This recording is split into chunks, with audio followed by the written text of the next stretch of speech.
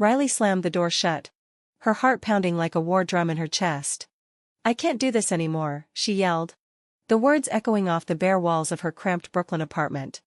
The scent of burnt coffee lingered in the air, a bitter reminder of another sleepless night.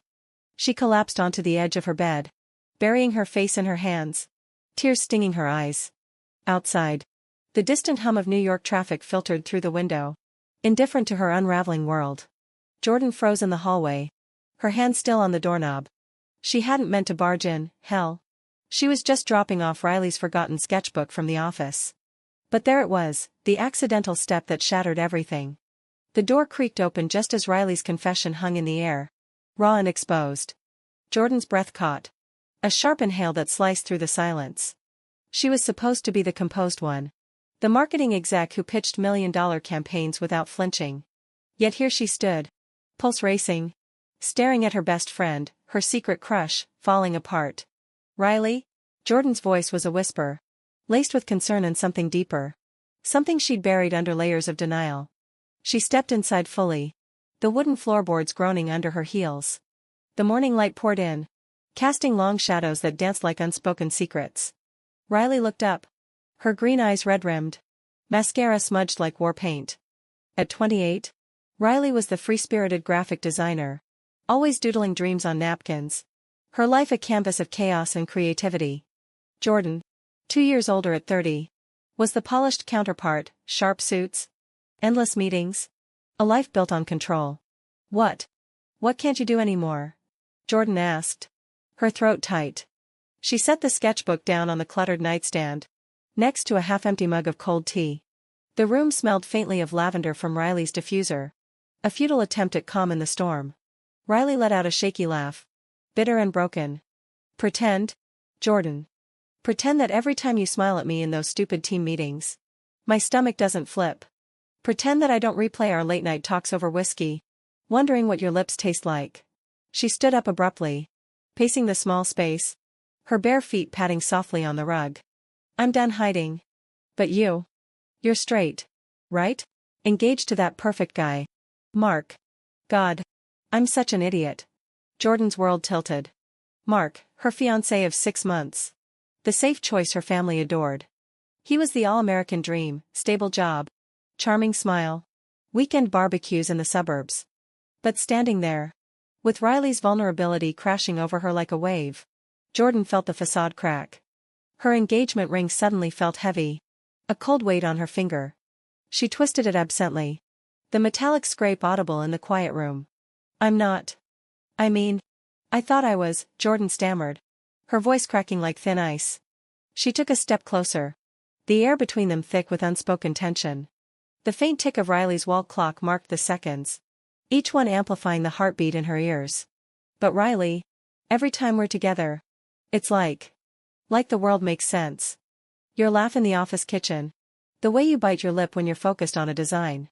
I've been lying to myself too." Riley stopped pacing, her breath hitching. "What are you saying?" The question hung there, fragile as glass.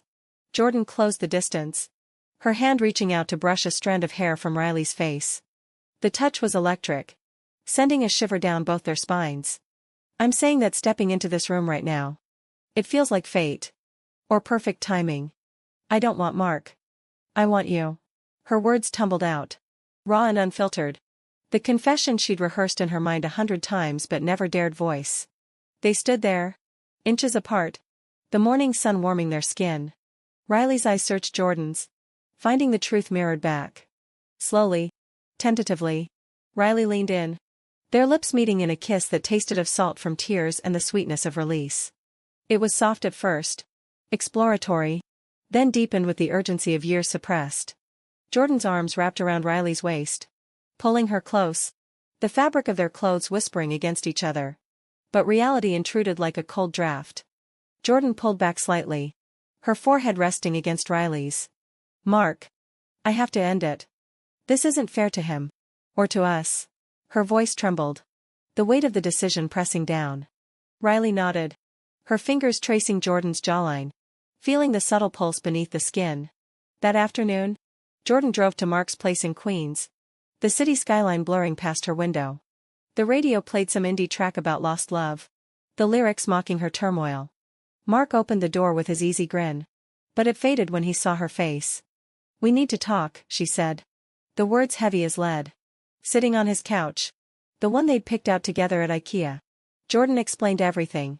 "I've been in love with Riley. I didn't realize. Or maybe I did. But I was scared." Mark's face crumpled. A mix of hurt and understanding. He sighed deeply, running a hand through his hair. "I suspected something. The way you light up around her." There were tears. Accusations.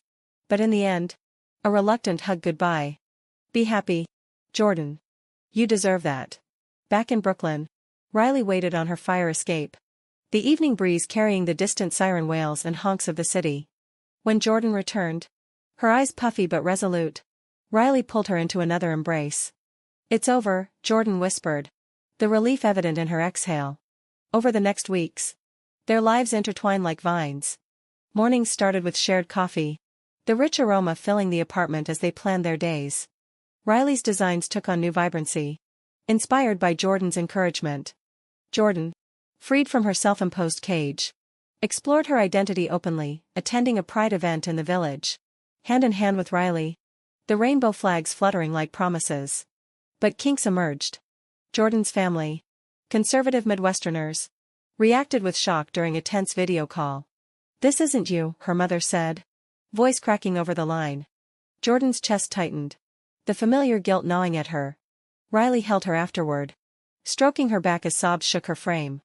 "We'll face it together," Riley murmured, her voice a soothing balm. One evening, under the twinkling lights of a rooftop bar in Manhattan, Jordan proposed a toast. The clink of glasses echoed, champagne bubbles fizzing like their newfound joy. That accidental step? It wasn't just timing, it was us. Ready to change. Riley smiled, her eyes glistening. "To us both." Months later, as autumn leaves crunched underfoot in Central Park, they walked arm in arm. The air smelled of roasted chestnuts, a crisp reminder of renewal. Jordan turned to Riley, her voice steady. "You changed me, made me whole." Riley squeezed her hand. "We changed each other." In that moment, with the sun dipping low, they knew, one step had rewritten their story, turning hidden longing into enduring love.